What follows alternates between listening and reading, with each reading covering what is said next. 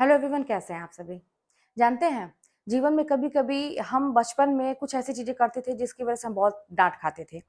अब हम बड़े हो गए हैं, समझदार हो गए हैं, तो अब ऐसा कुछ भी नहीं करना चाहते कि हम डांट खाएं या कोई हमें कुछ कहे।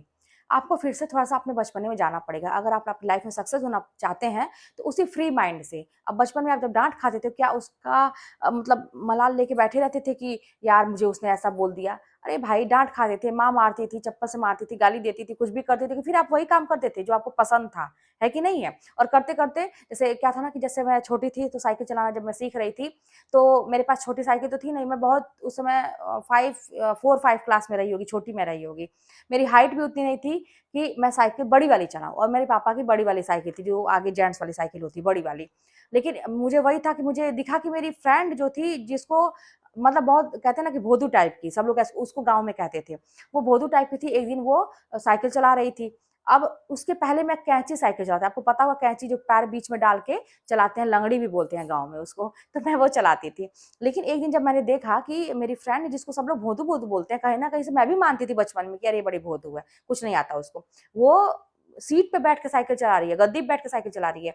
अब मेरे दिमाग में ठनका कि वो ऐसे कर ली, मैं तो बड़ी पीछे रह गई।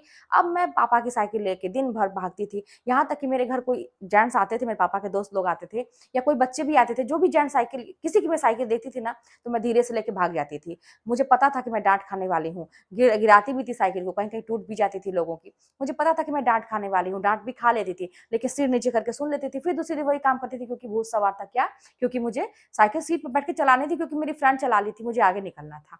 तो जानते हैं, वो बचपना कहीं न कहीं से मैंने छोड़ा नहीं ये चीज़। जैसे अब मुझे ये पता है कि मेरी गलती है, तो सिर नीचे करके सुन लो, कोई दिक्कत नहीं है, ठीक है। लेकिन मेरा काम होना चाहिए, काम अच्छी चीज़ों में मेरा काम होना चाहिए। आज की डेट में भी ना मुझे ऐसा है कि अगर वो कर सकता है तो मैं क्यों नहीं, मुझे भी करना है। तो ये चीज़ें ना कहीं न कहीं मुझे बहुत फ़ायदा दे रहा है। मेरी जॉब भी हो गई, गवर्नमेंट जॉब, इसी तरह से हुई। मेरी एक साथ की थी टीचर, उनका हुआ तो था कि अरे भाई, जब ये कर सकती है तो मैं क्यों नहीं कर सकती। मैंने भी यही सोच के पढ़ाई करना शुरू किया, और यही सोच-सोच के भाई, जब वो कर सकती है तो मैं क्यों नहीं। मैं मतलब जब तक मैं तैयारी की, मेरे दिमाग में यही चल रहा था, और करते-करते रियली में मतलब मैंने ट्राई किया, पहली बार फॉर्म भरा और मेरा निकल गया। तो ये फ़ॉर्मूला बड़ा अच्छा है। और हाँ, गलती पे एकदम सिर नीचे करके सुन लीजिए, और उसको ना कोई डाँट दे या कुछ भी करे ना, तो दिल पे मत लीजिए कि हाँ भाई, उसने ऐसा क्यों कहा, और सोच-विचार मत करिए, फिर अपने काम पे लग जाइए। आपका एकदम ध्यान जाना अपने उद्देश्य पे होना चाहिए कि मैंने क्या सोचा है, मुझे ये चीज़ चाहिए तो चाहिए, अब इसके लिए चाहे कोई कुछ भी कहे, मुझे तो ये काम करना है।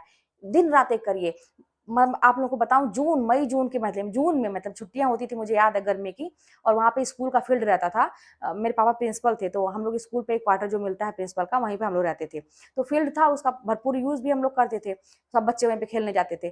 तो वहाँ पे जून के महीने में दोपहर में, मुझे याद है, ये गेहूँ की कटिया-वटिया होती थी, और कुछ गाँव की लड़कियाँ जो आती थी ऐसे, तो गेहूँ सिर पे बोझ लेके आती थी, और मैं उसी पे, वो भूसा-वूसा रखा रहता था वहाँ पे, तो उसपे मैं साइकिल नया-नया सीखी थी चलाने के लिए, उसी धूप में मैं चलाती थी, दोपहर के 1 बजे, 2 बजे। सब लोग अपने घरों में रहते थे, तो पापा को पता ही नहीं रहता था कि कहाँ है, वो सोए, ज़रा ज़रा मम्मी सोई, धीरे से मैं साइकिल लेके भाग जाती थी, और उसी धूप में चलाती थी। ये नहीं देखती थी कि मैं बीमार पड़ जाऊँगी, चाहे कुछ भी। इतना भूत सवार था साइकिल, बड़ा मज़ा आता था साइकिल रेस करने में।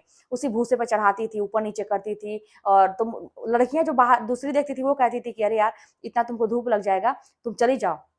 घर चली जाओ, शाम को चलाना साइकिल। लेकिन मुझे बड़ा मज़ा आता था उसी धूप में ही, क्योंकि ये था ना कि अरे यार, अब तो फिर क्या हुआ, मैं आप लोगों को आगे की कहानी भी बताऊँ। जो मेरी फ्रेंड थी, तो उसको देख के मैंने सीखा, और कुछ टाइम के बाद उसने साइकिल चलाना छोड़ दिया। सीट पे बैठ के। अब बाद में मुझे पता चला कि वो सीट पे बैठ के कैसे चला पाती थी।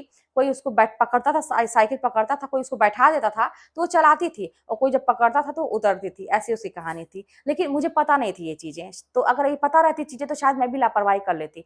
तो मुझे तो पता था अपने से चढ़ती-उतरती है, तो मैंने तो ये भी सीख लिया। और कुछ दिन के बाद वो शायद खेत में गिर गई थी, तो उसने साइकिल चलाना छोड़ दिया, और फिर मैं साइकिल चलाती, मैं पूछा कि अरे तुम साइकिल नहीं चलाती हो क्या? साइकिल से क्यों नहीं आई? कह रही हम साइकिल नहीं चलाते हैं, हम गिर गए तब से छोड़ दिए। तो देखिए, ऐसे भी लोग होते हैं ना दुनिया में, कि थोड़े-सा असफलता उनको मिली, बस छोड़ देते हैं। लेकिन आपको ज़िद्दी बनना पड़ेगा, अपने उसी बचपन में जाना पड़ेगा, ज़िद करना पड़ेगा अपने लक्ष्य को प्राप्त करने के लिए। बन जाइए ज़िद्दी, अगर इतना करने से हमें कुछ मिल जाता है, अच्छे कर्म कर रहे हैं ना, कोई बुरे कर्म तो कर नहीं रहे हैं, अपनी ज़िंदगी बनाने की कोशिश कर रहे हैं, तो बन जाइए, क्या दिक्कत है? चलिए मिलते हैं नेक्स्ट वीडियो में, कोई बात होगी तो कमेंट के माध्यम से बताइएगा।